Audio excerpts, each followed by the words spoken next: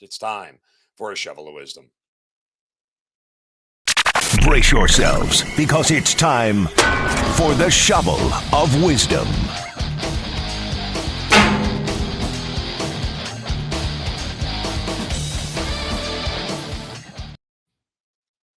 Yeah, you know how we do it. We love to set people straight, hit them right upside the head with a shovel, give them some wisdom. You can do so on my Twitter account at Mark Zinno, MarkZinno.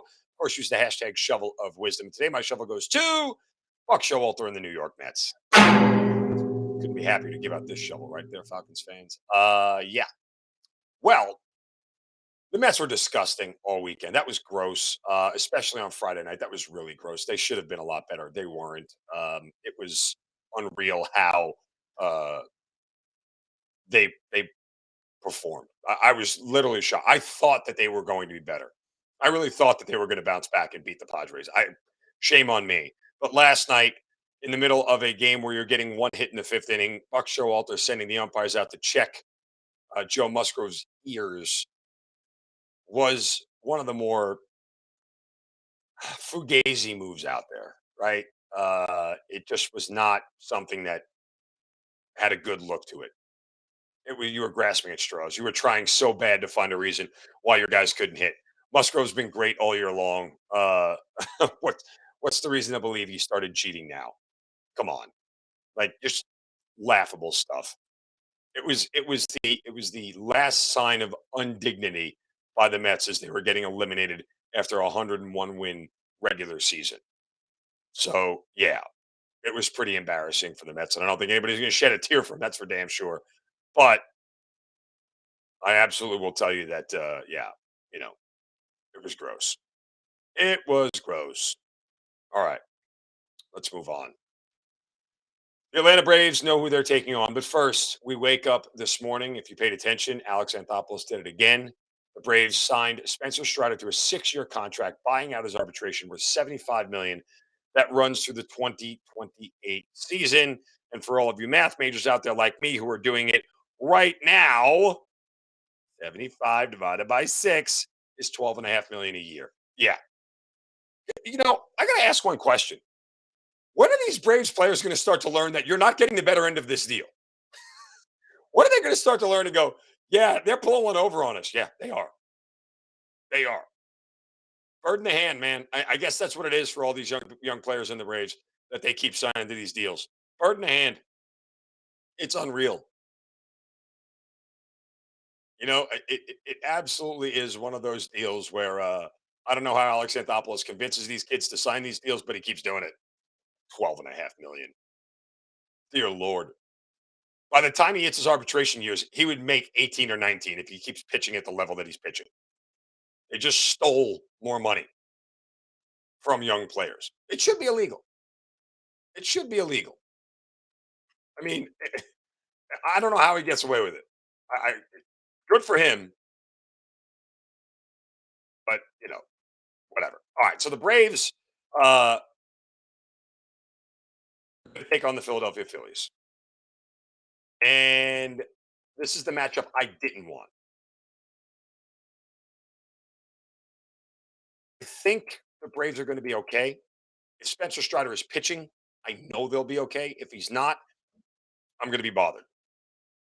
Strider has absolutely dominated the Phillies this year. He's been insane. I mean, he's dominated everybody. Uh, and so I am somebody who looks at this whole series and I worry about the Phillies lineup. I don't worry necessarily about their pitching. I think the Braves will score, but there's always a propensity for bats to go silent. Look at the Mets. It's like the Mets hit the ball at the ballpark a lot, but they just didn't hit the ball at all. And so I am concerned how this series will play out, especially if they get to max in game one. I mean, it really is one of those deals where if the Phillies bats remain hot the way they just did through the series against the Cardinals, then this could be a 5-game deal. But Strider pitching in game 2 is everything because he'll shut it down. So there is that. I mean, if the Braves are going to advance, they've got to get 2 good starts early on. Um, and they've got to figure out a way to score runs. Now, when you look at the matchups from a pitching standpoint and who they're going to face and how the thing is going to line up, and I don't think the Braves are going to do much tweaking, if you will, in reference to you know uh, how they're going to play things. But uh, again, they still haven't activated Schwarber off the DL yet.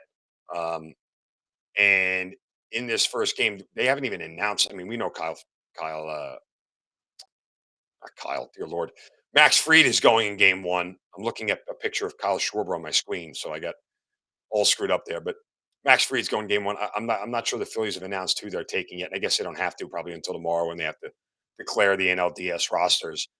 All that said, the Braves probably have the pitching advantage. I think the lineups are equal, and obviously home field may help them out one way or another.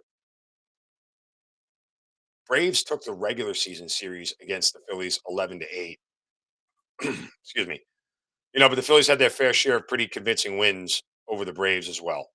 And so this is a lineup not to be doubted. So there's that.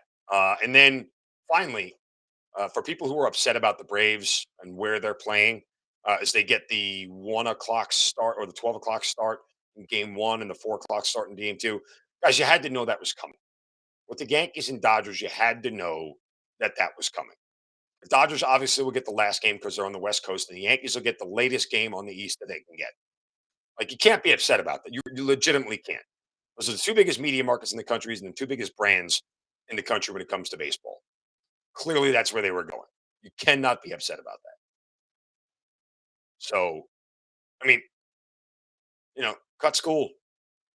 Take the kids out and go right to the ballpark. Get up, have breakfast, and see you down at Truist. That's the way it's going to go.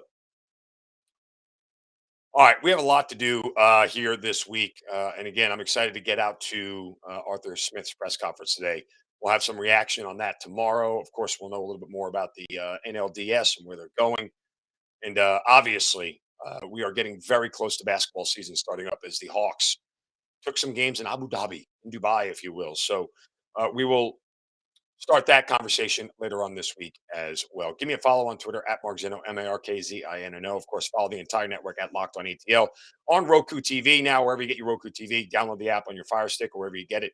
Check out the entire Locked On Sports Atlanta network. And again, give them a follow on Twitter at Locked On ATL. Back tomorrow for a Tuesday show. You guys have a great day. Don't do the crap to anybody. See ya.